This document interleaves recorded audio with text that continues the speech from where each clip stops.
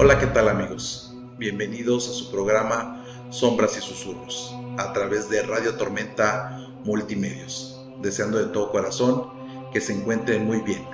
Gracias por acompañarnos nuevamente en este programa que estamos realizando para que sea del gusto y del agrado de ustedes, compartiendo historias, relatos, leyendas que se encuentran seguramente en todas las familias. Esas historias que en muchas ocasiones nos cuesta un poco de trabajo contar por el miedo a que no nos crean, por el miedo a que se burlen. Pero quiero invitarlos a que las compartan con nosotros. Este espacio está diseñado para aquellos que tienen gusto por la actividad paranormal, por esas cosas que no encuentran explicación lógica. Bienvenidos, buenas noches. La Llorona. Esa leyenda que acompaña a nuestro país desde hace siglos incluso. Se cuenta que allá por el México prehispánico, en la ciudad de México Tenochtitlán, previo a la llegada de los europeos que conquistaron estas tierras, se comenzó a escuchar el lamento de una mujer que en náhuatl claro gritaba y se lamentaba por sus hijos. ¿Qué sería de sus hijos? Muchos lo toman incluso como un presagio de lo que sucedería con la cultura mexica en lo que hoy es nuestro querido México. Bienvenidos, buenas noches. Comenzamos sin más preámbulo con las historias que nos hacen el favor de compartirlos, a la vez que les hago una atenta invitación para que compartan a través de nuestro sombrafón que les habremos de proporcionar por los medios distintos en los cuales nos proyectamos para que nos compartan su historia. Sin más preámbulo, comenzamos con esta historia que nos envía nuestro amigo Ricardo del estado de Hidalgo. Adelante, Ricardo, buenas noches.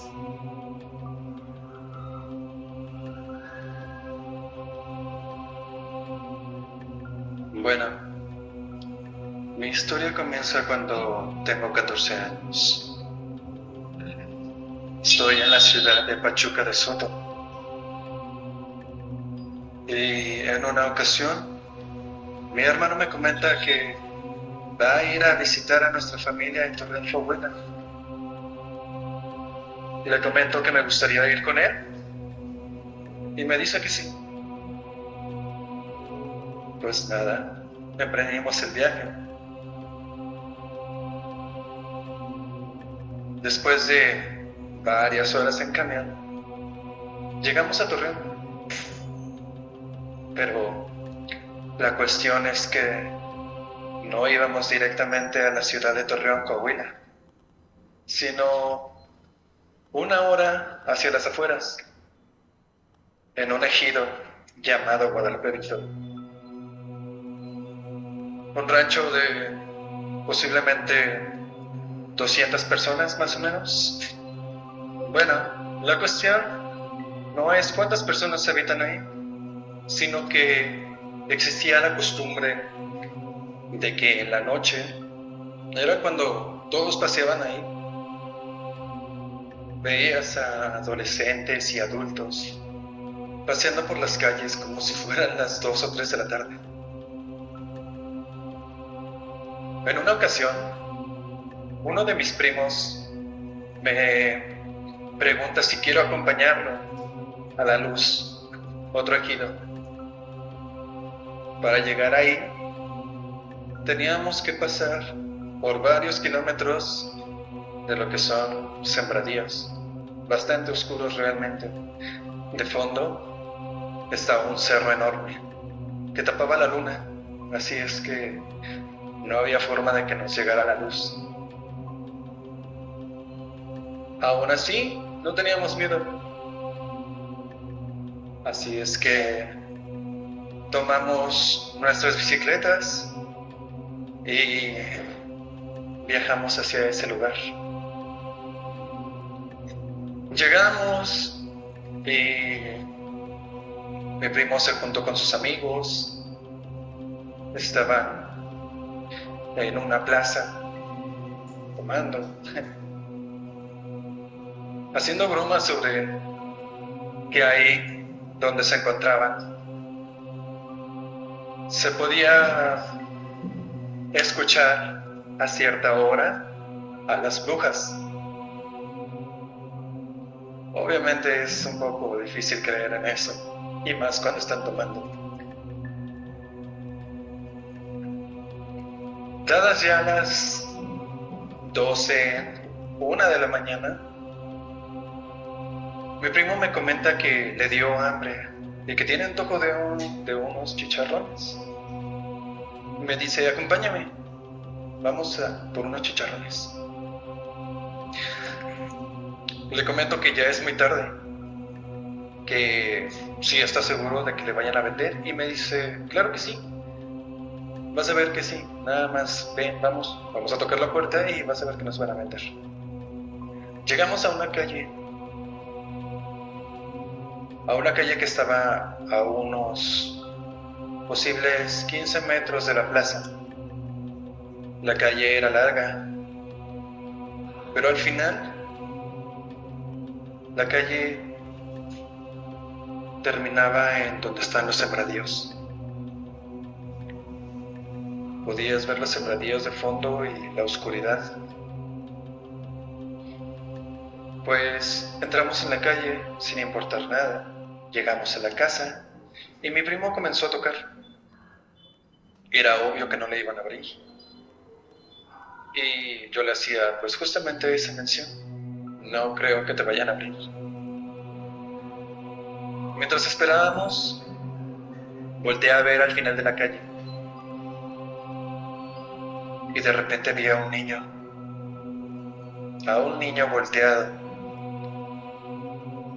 volteando hacia el final de la calle, parado, como si algo estuviera esperando. Me volteo a ver a mi primo y le pregunto, oye, cuando llegamos ese niño estaba ahí. Mi primo voltea a ver y me dice, ¿qué niño? Alcanza a ver al niño y me dice, no.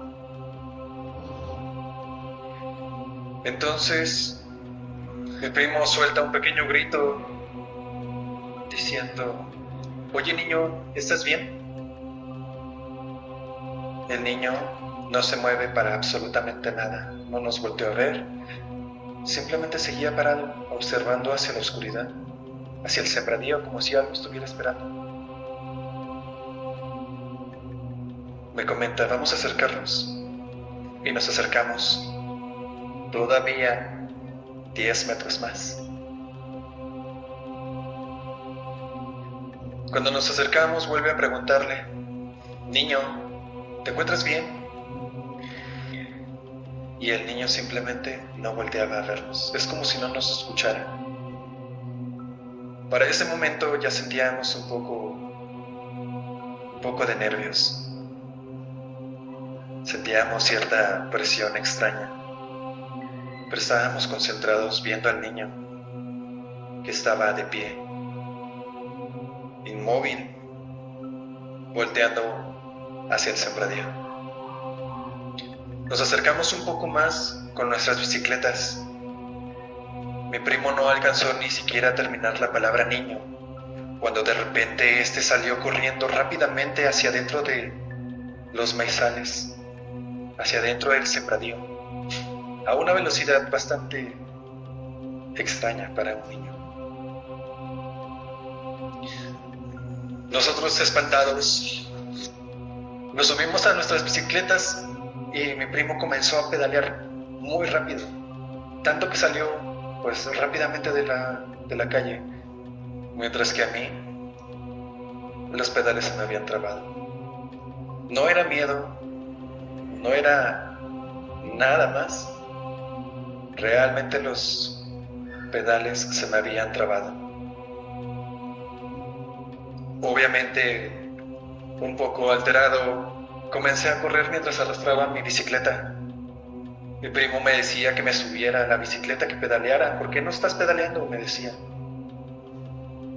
Y yo simplemente le decía que no podía. Cuando llegué al final de la calle, me preguntó, ¿por qué no pedaleaste? Y le dije que no podía, que los pedales se habían trabado. Entonces se subió a la bicicleta, trató de pedalear y vio que simplemente sí, estaban funcionando los pedales. No sabría explicar qué fue lo que sucedió en ese momento. Y mientras estábamos ahí platicando, le dije que debíamos de movernos de ahí, que todavía me sentía como si alguien nos estuviera observando.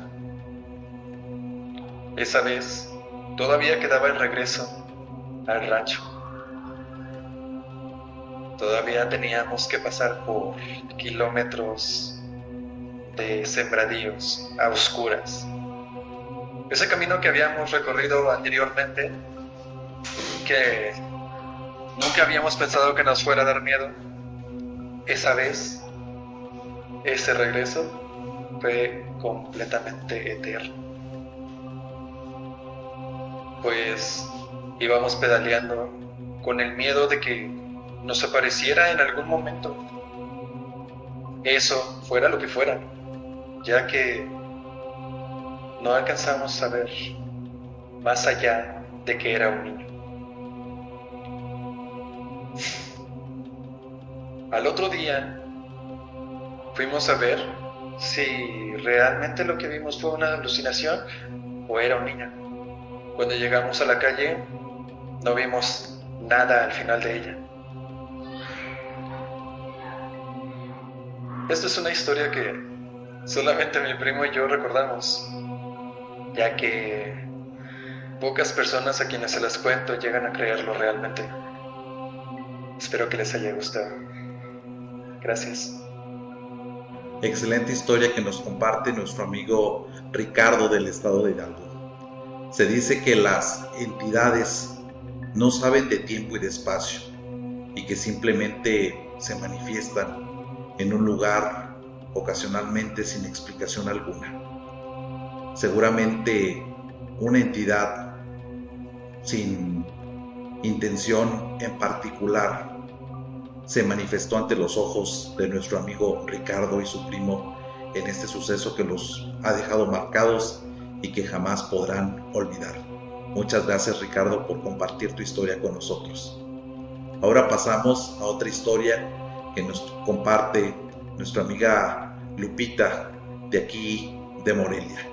Gracias, Lupita, adelante con tu historia. Buenas noches. Hola, buenas noches.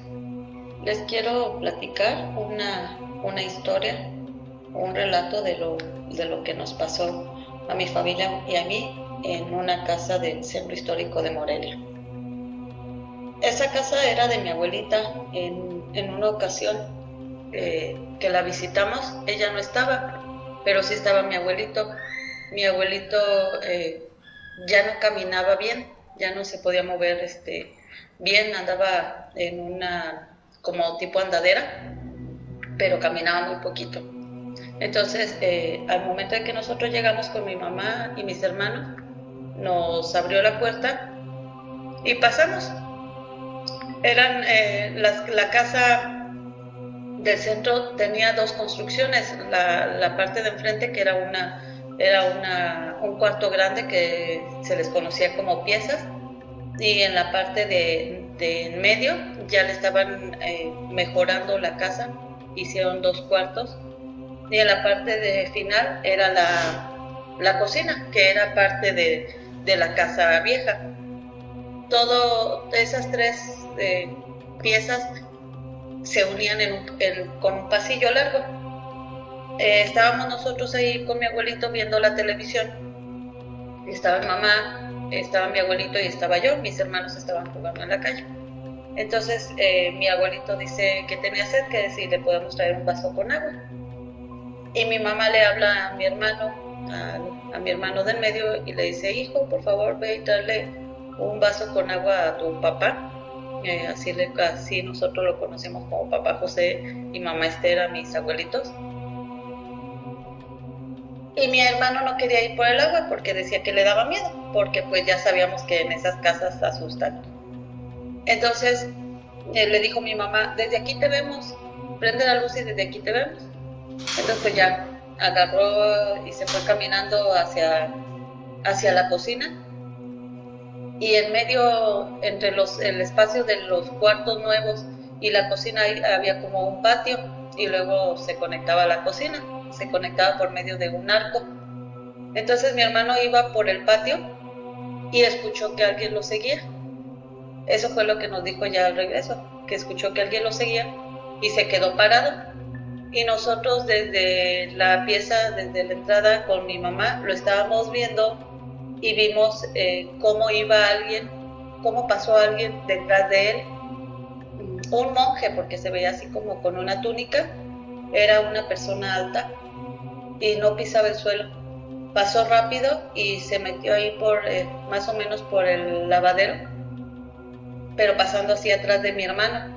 Entonces ya mi hermano se metió rápido a la cocina, le sirvió el agua a mi abuelito y regresó muy asustado diciendo pues que había escuchado que lo habían seguido.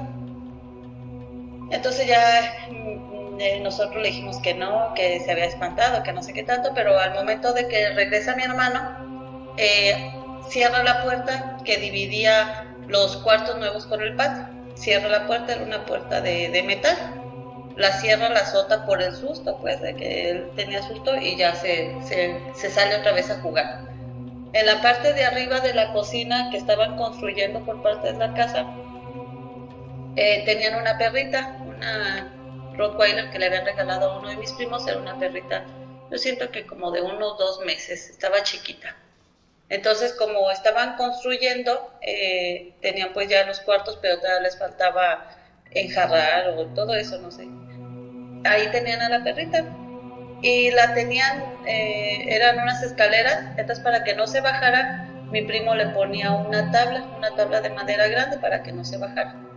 Entonces, cuando mi hermano azota la puerta, le cierra, y estamos con mi mamá y mi abuelito diciéndole pues que loco, que no le había pasado nada, pero más que nada para quitarle el miedo, porque mi mamá y yo sí habíamos visto que alguien iba atrás de él. Se escucha como si hubieran tirado algo por las escaleras, como que algo rebotaba por las escaleras, y en eso se agarran rasguñando la puerta que había azotado mi hermano. Se agarran rasguñando, como era de esas de material de herrería, pues se escuchaba cómo rascaban. Y nos miramos mi mamá y yo así como pues de miedo, ¿no? Y le dijimos a mi abuelito, ¿qué es eso? Y dice, ay, nada, hombre, ustedes, no sé qué es, pero ya, o sea, viendo hacia la puerta, pero no nos queríamos acercar. Y en eso ya va entrando uno de mis tíos con mi tía, la hermana de mi mamá.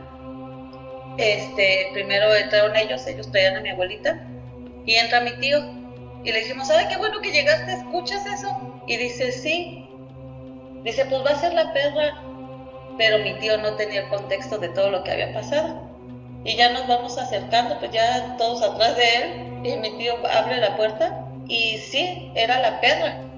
Entonces abre la puerta y la perra entra llorando entró la perra, y muy asustada. Entonces ya dice mi tío, ay, se bajó la perra, bla, bla. Y le digo, es que tío, ¿cómo se iba a bajar si la madera está ahí? O sea, no había forma de que ella brincara, estaba muy chiquita, era una bebé. Entonces no había forma de que ella pudiera brincar. Más bien, no sé si este ser, al momento que vio que nosotros lo vimos que iba atrás de mi hermano, no sé si se enojaría, y pues la aventó por las escaleras y cayó rodando, y después pues ya estaba rasguñando ahí la perrita. Entonces esa es una de las tantas historias que tengo, y si me dan ustedes chance de platicarlas en su programa, para platicarlas, porque ese monje, mi abuelito ya, mis abuelitos más bien, porque ellos vivían ahí, mis abuelitos, ellos ya pues lo tomaban como algo natural, algo de diario, porque ellos ya lo veían.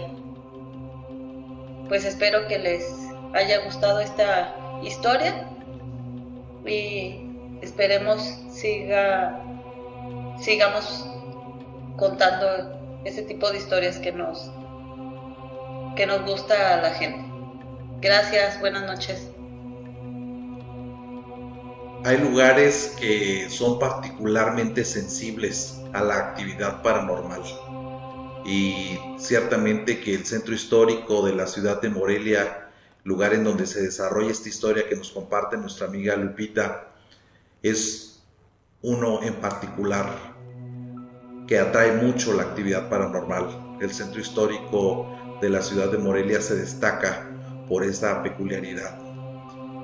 Seres que habitan en casonas antiguas, como es el caso que nos platican en esta historia, y que se manifiestan ante los ojos de quienes habitan estos lugares, y que por supuesto no solamente los humanos, los animales también inclusive son más sensibles a percibir las entidades, y es el motivo por el cual seguramente también sintió ese temor este cachorrito que nos cuentan en la historia nuestra amiga Lupita. Y por supuesto que sí, este espacio está para recibir todas tus demás historias que nos quieras platicar. Muchas gracias por compartirlas con nosotros.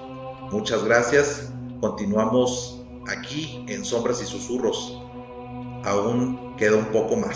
Y precisamente hablando de la ciudad de Morelia, que históricamente tiene actividad paranormal en su centro histórico, prácticamente en cada rincón, en cada casona de este bello centro histórico, quiero compartir con ustedes una leyenda que voy a leerles de este libro que lleva por nombre Morelia, leyendas, historias y narraciones, de una persona que humildemente se hace llamar coleccionista, pero que yo sin lugar a dudas le doy el título de historiador y de cronista de la ciudad de Morelia, este gran amigo Omar Guajardo, que tiene este libro, el cual les recomiendo, y voy a leerles una leyenda de lo más interesante, como todas las que están aquí, que espero que sea de su agrado. El demonio que pedía que le prendieran un cigarro. Un día del mes de junio del año de 1932, un compañero de correrías y de pláticas de Morelia, que laboraba en una fábrica de jabón allá por el rumbo del Santo Niño, y que transitaba casi todos los días como a las 9 de la noche rumbo a su casa por el entonces obscuro y solitario callejón que se encuentra entre las calles de García Obeso y Morelos Sur, y que actualmente ostenta el nombre de Mariano Jiménez. Nos platicó que un hombre de abrigo y sombrero, el que pareció salido de la nada, porque él asegura que no lo había visto, y que se encontró de pronto recargado en una de las bardas de las casas que aún se encuentran ahí, aunque ya remodeladas, se le acercó al pasar. Este me contó que por inercia e instintivamente, al ver que este hombre desconocido se acercaba, se recorrió hacia la pared contraria, pensando en que tal vez el misterioso hombre del abrigo y sombrero tuviera intenciones de asaltarlo. Ante los hechos, el trabajador de la fábrica de jabón no detuvo su paso para nada. Aunque sintiera bastante temor y escuchara su acelerado corazón en los oídos por la impresión que aquello le causaba, y más al saber que no traía nada con qué defenderse. Y mientras todo esto acontecía, aquel hombre que se le emparejó, mi amigo continuó con su andar un poco más aprisa, y se podría decir que ambos caminaban ya a la par. Mi amigo continuaba sin dejar de observarlo ni un solo instante con el rabillo del ojo derecho, notando que aquel hombre traía las manos metidas en las bolsas del abrigo, y me manifestó que era tal la oscuridad de aquel callejón, iluminado tan solo por un foquito de mortecina luz, el que pendía de un cable en la pared de una casa a la mitad de la cuadra, que no alcanzaba a verle la cara por más que éste trataba, y su temor y terror se acrecentaron cuando aquel hombre le dijo: «Amigo, oiga, amigo». El asustado transeúnte menos se iba a detener ante las palabras de aquel desconocido. Antes bien, aceleró el paso y contó después que el callejón de una sola cuadra le pareció, por las razones antes mencionadas, mucho más largo que de costumbre. Él conocía bien y de sobra ese paraje, pues como ya lo dijimos, pasaba por allí a diario, puesto que vivía en la calle de Vasco de Quiroga, en la última casita pegada al solar, en donde únicamente estaba el surtidor de agua de lo que hoy es la Plaza de Capuchinas. Pero aquel hombre, como ya les dijimos, salió de la nada. Le insistía: amigo, hombre, amigo, que le estoy hablando, deténgase un momento. En fin, y pensando que no había otro remedio, y armándose de un valor y de una seguridad que estaba lejos de sentir, y metiéndose la mano en la bolsa derecha del pantalón para aparentar que ahí traía un arma escondida, el trabajador de la fábrica de jabón, engargolando la voz y decidido a enfrentarlo, le dijo al hombre, aquel con la voz más potente y firme que su garganta le permitió: dígame de una buena vez, ¿qué es lo que quiere? ¿Por qué me está siguiendo? Aquel hombre, al que hasta ese momento no le había podido ver el rostro, le contestó: no se moleste, amigo, solamente quiero preguntarle si trae usted lumbre para prender un cigarro. Pensando en que fuera un ardid para obligarlo a detenerse del todo y poder consumar el atraco, le replicó: no traigo lumbre, no fumo, y aunque trajera, ¿por qué tendría que dársela si no lo conozco? Está bien, amigo, está bien, no se enoje, solamente fue una pregunta, disculpe usted la molestia. Y haciendo como que iba a empezar a caminar para alejarse, el hombre aquel giró de pronto hasta quedar frente al asustado trabajador de la factoría de jabón. Digo, porque si usted no trae lumbre, yo sí traigo, mire. Y cuando mi compañero, al que le ocurrió todo esto, que vio cómo la mano de aquel individuo se convirtió, así sin más ni más, ante sus ojos, en una tea ardiente, la que iluminó todo aquel callejón, y esto le permitió de paso observarle la cara al hombre misterioso, pudiendo comprobar, azorado y totalmente aterrado, que se trataba de la cara del mismísimo demonio con cuernos y todo, el que en su boca traía un cigarro, el cual prendió con su mano en llamas.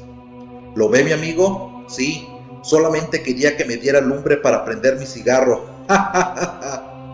Y comenzó a caminar, pero antes de alejarse, el hombre aquel volteó una vez más para decirle a mi compañero, el cual permanecía inmóvil, sin poder moverse y sin poder articular palabra alguna: nunca le niegue la lumbre a un desconocido, amigo, y menos a sabiendas de que usted trae una cajetilla de cigarros, de cerillos en el bolsillo, porque no sabe quién se la está pidiendo. No vaya a ser que se le aparezca el chamuco y sea él mismo quien se la pida. Que tenga buena noche. Se alejó aquel demonio riendo a carcajadas por el oscuro callejón, actualmente de Mariano Jiménez, hasta desaparecerse en la nada. Como ustedes comprenderán, mi amigo jamás volvió a pasar por este callejón ante el temor de que alguien le volviera a pedir lumbre para prender un cigarrillo. Esta fantástica historia que se encuentra en este libro, que como ya les comentaba, es de mi amigo Omar Guajardo, el cual les recomiendo, entre otros libros que tiene, da una muestra de las miles de historias que están plasmadas en las calles y callejones y casonas del centro histórico de Morelia. Deseando de todo corazón que este programa haya sido de su agrado, los invito a que nos compartan sus historias a través del sombrafón que les hacemos de su conocimiento y que les hacemos saber, para que nos cuenten sus historias, sus relatos, sus leyendas, para que juntos las conozcamos y podamos tener este gusto de compartir historias paranormales. Muchísimas gracias por el favor de su atención. Soy su amigo Gibran Sepúlveda Valtierra. Les deseo buenas noches y pon mucha atención, porque quizá la próxima vez tú tengas algo que contarnos.